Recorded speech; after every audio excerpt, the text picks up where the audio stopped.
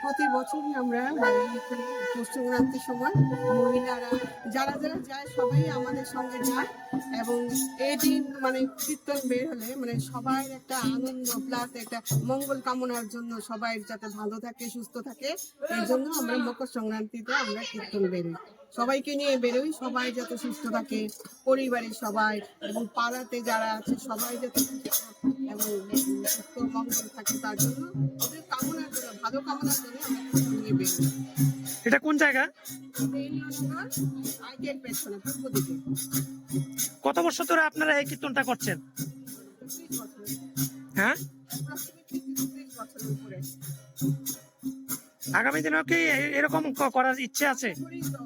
সবাই যাতে সুস্থ থাকে তার জন্য থেকেই আমরা আগামী বছরে বেরোতে পারি, সবাই সুস্থ থাকে কামনা করি আমরা মকর সংক্রান্তি বের হই।